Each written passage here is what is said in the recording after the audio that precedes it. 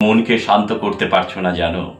কেন একই ধরনের মানসিক যন্ত্রণা, ভয় আর অতিরিক্ত চিন্তা বারবার তোমার জীবনে ফিরে ফিরে আসে? তুমি মোটিভেশন করার চেষ্টা করছো, ভালো বই পড়ছো, ইতিবাচক ভাবারও চেষ্টা করছো, তবুও একটু একা হলেই বুকের ভেতরটা কেন যেন এক অজানা আশঙ্কায় ভারী হয়ে ওঠে। একই সম্পর্কের ভুল, কেরিয়ারের অনিশ্চয়তা এবং আত্মসংশয়ের চক্রে তুমি বারবার আটকে যাচ্ছ। মনে হয় আমি তো শান্ত হতে চাই, কিন্তু আমার মন কেন আমাকে শান্ত হতে দিচ্ছে না। মনোবিজ্ঞান ও নিউরোসায়েন্স বলে আমাদের মনের মাত্র 5% হলো সচেতন মন, আর বাকি 95% নিয়ন্ত্রিত হয় অবচেতন মন বা সাবকনসিয়াস মাইন্ড দ্বারা।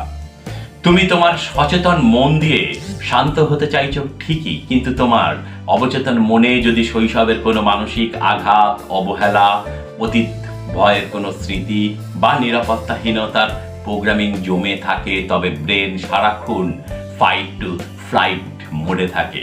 তোমার সাবকনসিয়াস মাইন্ড মনে করে চারপাশে এখনো বিপদ আছে, আর তাই সে তোমাকে কিছুতেই শান্ত হতে দেয় না।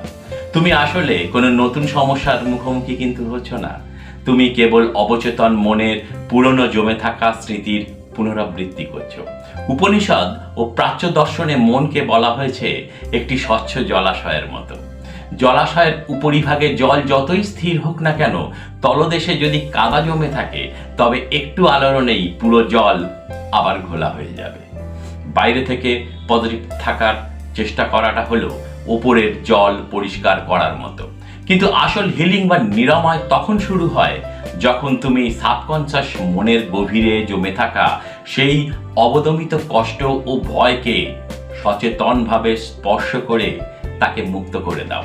সাবকনসিয়াস হিলিং এ 3টে পদক্ষেপ। তোমার অবচেতন মনের এই বিষাক্ত প্যাটার্ন ভেঙে আসল শান্তি ফিরিয়ে আনতে আজ থেকে 3টে বৈজ্ঞানিক ও মনস্তাত্ত্বিক পদক্ষেপ নাও। 1. আলফা টেস্টে সেলফ টক। রাতে ঘুমোতে যাওয়ার ঠিক 5 মিনিট আগে এবং সকালে ঘুম থেকে ওঠার প্রথম 5 মিনিট তোমার সাবকনসিয়াস মন সব থেকে বেশি খোলা থাকে। এই সময় মোবাইল না দেখে বুকে হাত রেখে গভীর শ্বাস নিয়ে শান্তভাবে বলো, আমি নিরাপদ, আমি শান্ত, আমার ভেতরে সমস্ত ক্ষত সেরে উঠছে। 2. পুরনো আবেগকে স্বীকার করে নেওয়া। মন খারাপ বা ভয় যদি লাগে, তাকে জোর করে ইতিবাচক চিন্তা দিয়ে চাপা দিও না।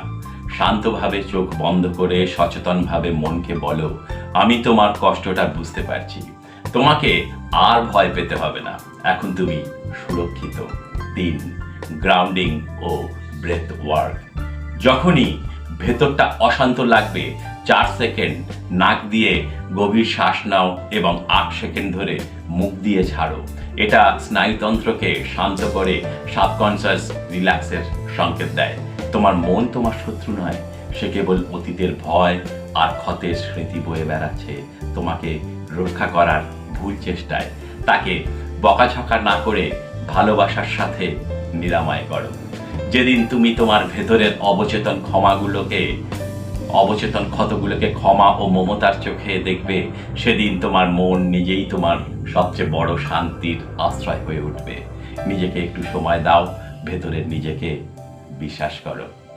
যদি এই কথাগুলো তোমার মনের ভেতরে কোনো গভীর সত্যকে স্পর্শ করে থাকে, তবে ভিডিওটি এমন একজনের সঙ্গে শেয়ার করো যার আজ এই হিলিং সিক্রেট জানা খুব প্রয়োজন। আর এমন গভীর মনস্তাত্ত্বিক ও আত্মিক শান্তির বার্তার জন্য ফেসবুক থেকে দেখলে অবশ্যই আমাকে ফলো করবে, আর ইউটিউব থেকে দেখলে অবশ্যই আমার চ্যানেলটা সাবস্ক্রাইব করবে। ভালো থাকো, সুস্থ থাকো।